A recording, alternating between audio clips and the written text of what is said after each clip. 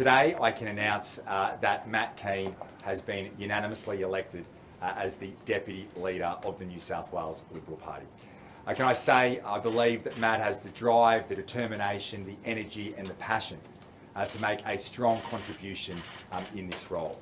Matt also follows in a long line of treasurers who've served as Deputy Leader, and it was my view that the unanimous decision today was certainly based on his strength of financial and economic management that he's continued to play in this government.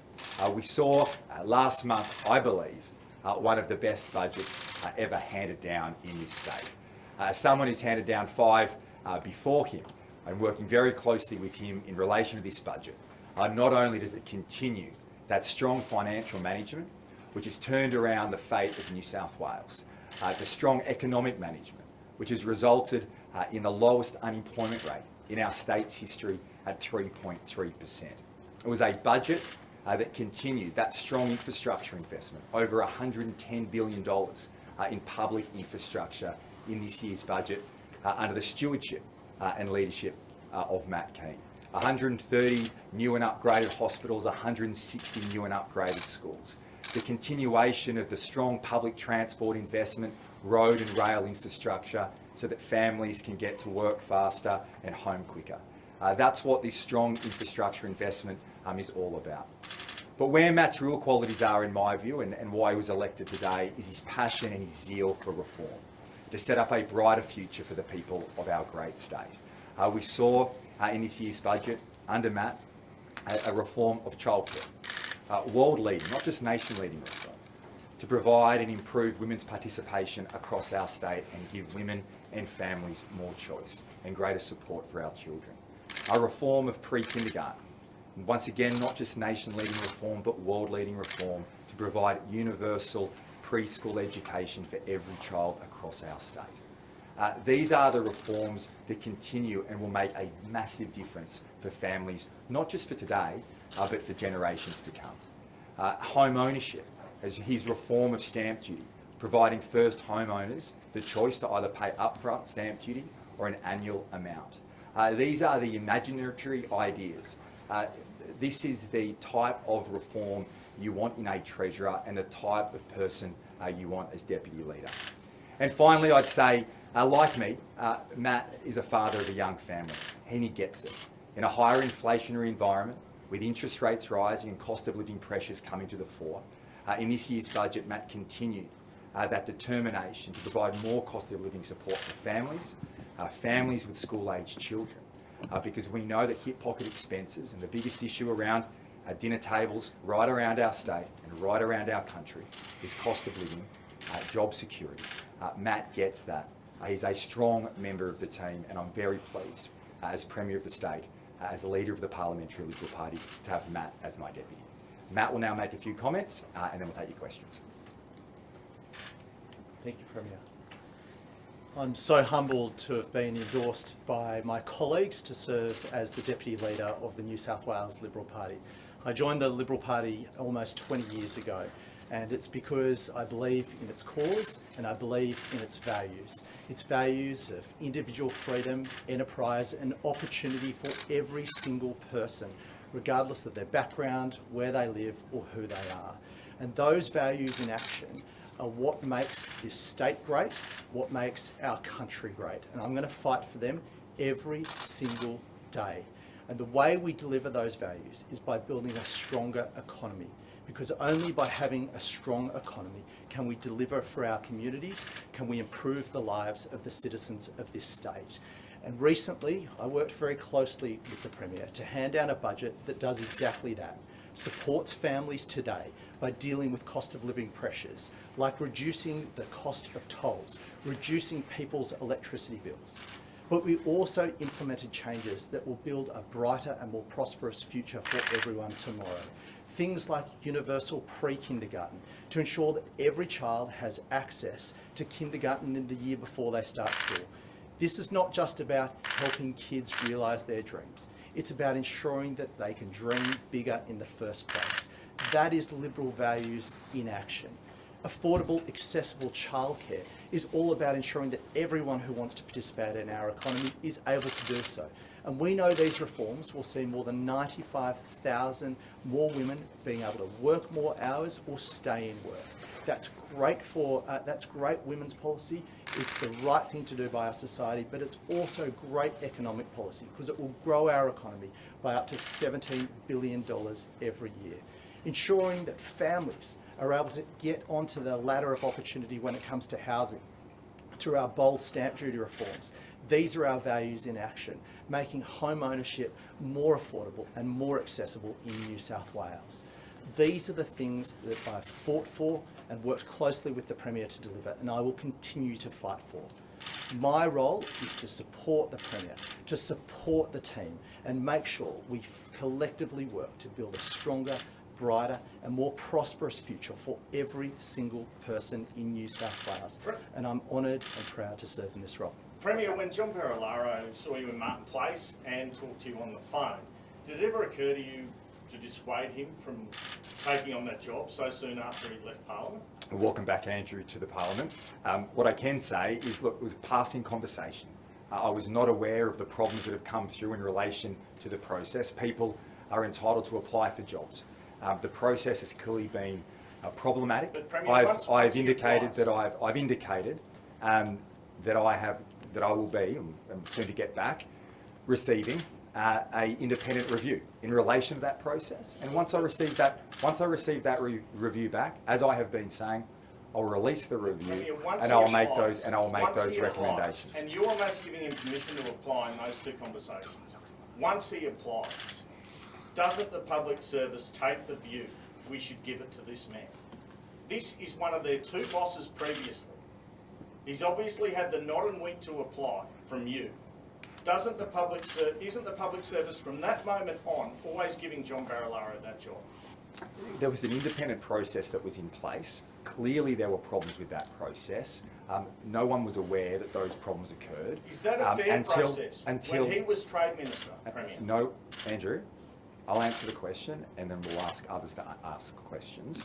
There was an independent process. Clearly issues have come up with that process. We are all aware of that. I've conducted an independent review. I'll receive that back very shortly.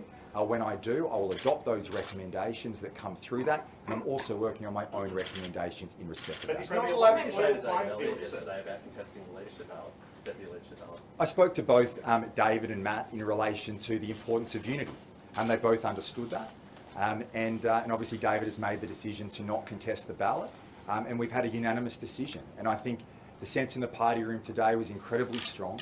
The entire party room coming together in supporting Matt Kean as Deputy Leader.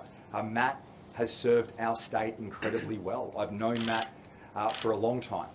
We've joined the Liberal Party together, and I know, working with him as Treasurer, that he will make a great Deputy Leader of the party. Was David Elliott in?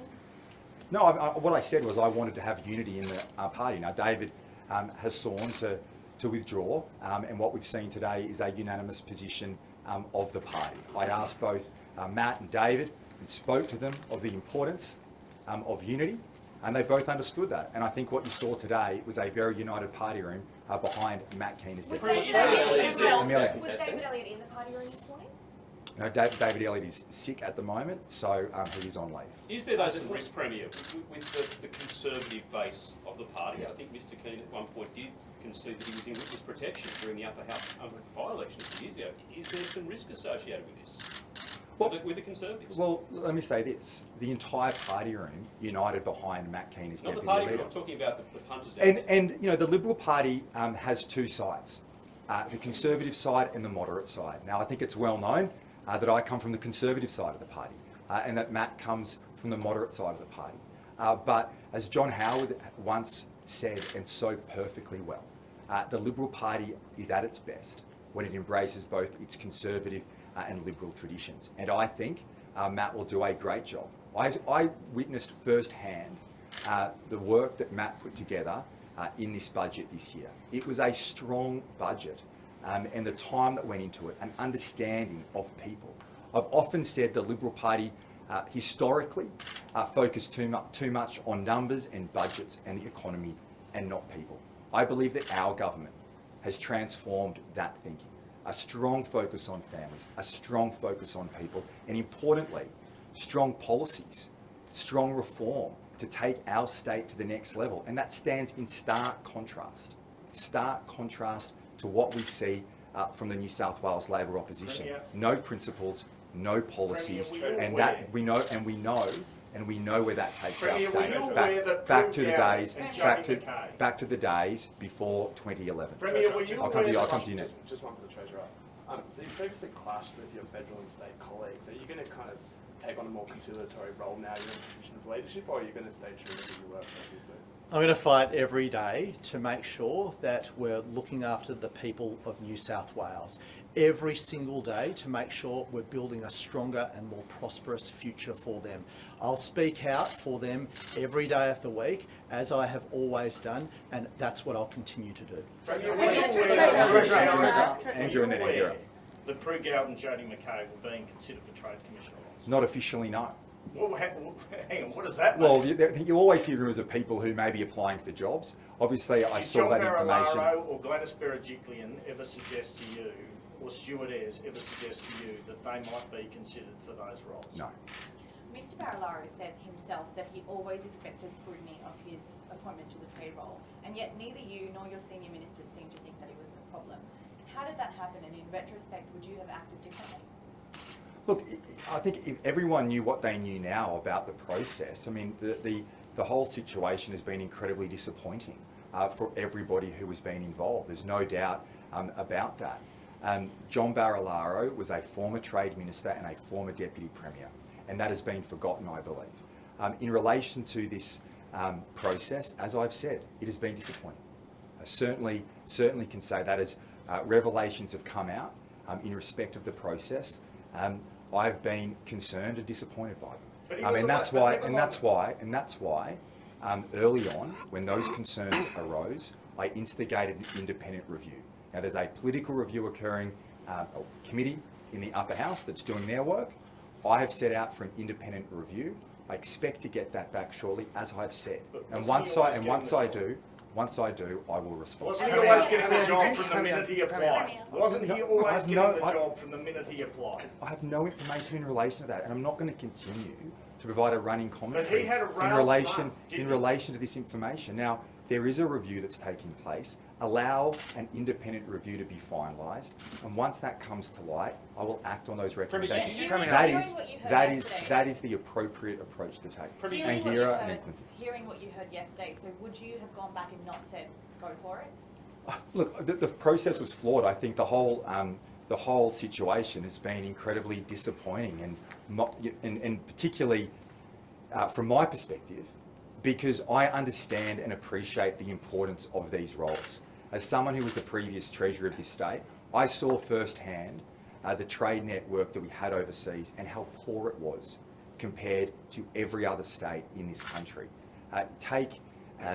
If you take Victoria, for example, they have a significant network across our state. On my recent trip to Korea, Japan and India, I had people raise with me that they'd invested in Victoria, but now would start to invest in New South Wales because they didn't have that contact, they didn't have that support. So it's important for me as Premier that these roles have complete public confidence, that people understand the importance of them.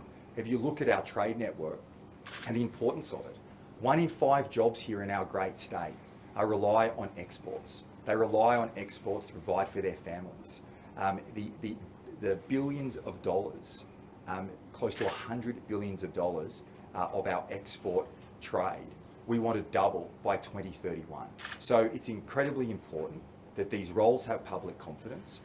As I've said, it has been disappointing. Once I receive the review, I will act on it. Sorry, Clinton. In one of your responses, Premier, you just started by saying, if we knew what we know now, but I think you may have just gone off on a tangent then. What did you mean by that? Were you about to say Well, that clearly you would what's not come to recommend light. that John Barilaro Yeah, well, would clearly go? what's come to light is that the process was not well run. That's you very didn't know he- that's But what that's you wouldn't have told me that's before. very clear. And I didn't. It was a passing comment in relation to a discussion with John Barilaro. It was a But what passing. have you said to him? It was a passing Not comment. your Well, reply. in light, I think John said yesterday that What he about wish you, he didn't that he wish he didn't apply. And obviously, if I had my time again, I would have asked him not to. But Why- I did. But you need to understand, it was a passing comment Well, in what's those the passing circumstances, and I didn't. And like I would encourage people, whether they're my colleagues, whether they're people in the public, all the time. I am there to encourage people, and I was not aware of the flaws in He this was still in the process. Parliament. I was What not aware of exactly the is flaws. that appropriate when he's still in the Parliament? I was not to aware. apply I was for a not public aware. I service was job? not aware of the flaws in the process. They've now come to light, and once I receive that report, I'll act on those recommendations. Premier, Liz, you Liz, Premier, Liz. you The fact is your political radar didn't go off and say, hey, this could be seen as a jobs for the boys appointment.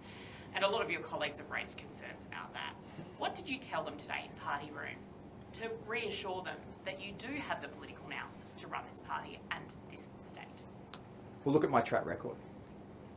Look Did you tell at them the state. anything? Well, I don't talk about the party room publicly, but look at our track record. It's the Liberal values that Matt and I and my colleagues share that has transformed the state of New South Wales. Those values in action have turned around the state's finances, have improved the New South Wales economy, have ensured that as we face such difficult times, bushfires, floods, a pandemic, floods again, the people of New South Wales have stood strong, and that is no accident.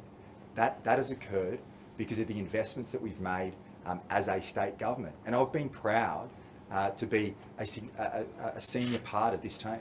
Either as Treasurer for 5 years that laid the strong fiscal foundations to help our people through, and then in addition to that, as Premier, we faced Omicron, we faced the floods, we're currently working through the flood inquiry. So I am very proud of my track record, of my team's track record that has led this state ably through. But we're not stopping. We are not stopping. We are looking to the future, and we continue to reform to make our state a better place, not just for us, but for our children. And my final point would be, and that's why you get into politics.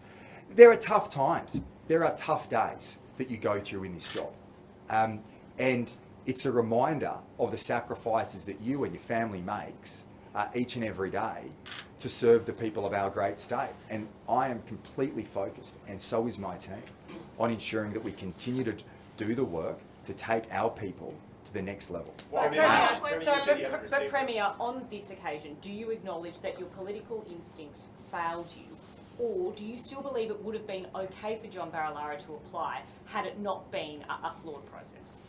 Well, people are entitled to apply for jobs as private citizens, and politicians are entitled to, when they leave politics, to find work too. I think everybody can agree with that.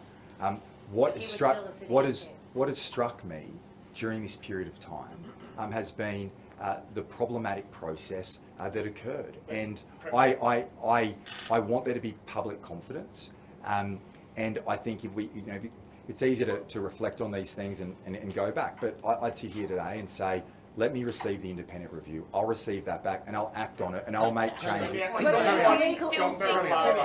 But your political instincts, did your political instincts that you couldn't see that this was going to be a problematic and possibly inappropriate appointment? Well, it was a passing comment. It was a passing comment. It was not a substantive discussion. It was a passing comment. And if you look at political instincts, if you look at political judgment of this government, it's ensured the people of New South Wales are in a very strong position across our state. It looks like John Barilaro lined it up. You've said a couple of times you haven't received the head review. Yeah. But you also said at the beginning you're working on your own recommendations. Yes. What are those recommendations and what are you basing them on? Because if it's the upper house inquiry, does that not prove this upper house inquiry is not a political process and it's worth it? Well, I think upper house inquiries are incredibly worthwhile. I think they play a very important role in our democratic process. What I would say is I will release the head review when I get it. I've only seen an excerpt of a draft in relation to that, only an excerpt.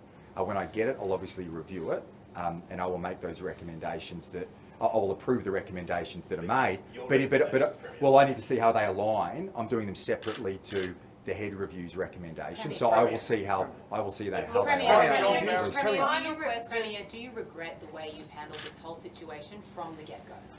Look, it's been disappointing. I must say. The way you personally handled it has been disappointing? Well, look, you know, I instigated independent review. I believe that's the right approach. I want there to be confidence in these positions. There's no doubt that as information has come to light, and that's come since that review was instigated, as you well know. But ultimately, it's important that people have due process, procedural fairness, and sometimes that creates political challenges. I accept that. But ultimately overall,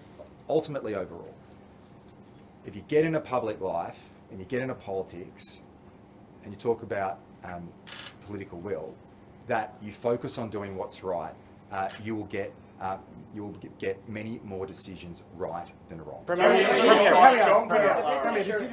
there been assurances made to David Elliott in respect of not contesting the deputy leadership? No. As I said to David and Matt yesterday, I'll repeat that again. I spoke to both of them and I asked them to think of party unity. David's made that decision. I think that's a selfless decision, and I think it goes to David's character. David is a strong member of the team. We have a very strong team in the cabinet. No, I'm about to open those. Well, the Liberal Party will soon open pre-selections across the state, but I'm not going to give a running commentary on that. What is important today is we've had a unanimous decision in relation to the deputy leadership of the Liberal Party, and Matt Kean will serve a great role. Last question. You mentioned the floods just before. Just on the Governor of New South Wales job, you didn't deny that on the floor yesterday, but he approached you about that job. Oh, look, people have conversations all the time. I'm not going to private conversations. The reality is, no one offered anyone a job. That's offensive. It's wrong. David Elliott is a strong part of the team. He's a strong transport minister. I was on the phone to him yesterday in relation to the resolution of the train disputes. We want to get an outcome there. David is a key member of the team. People disagree from time to time.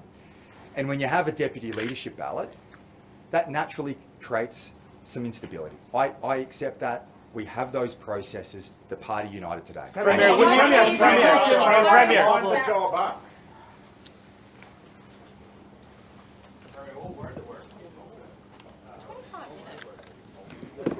Usually they go for it. I'll start with my guidance.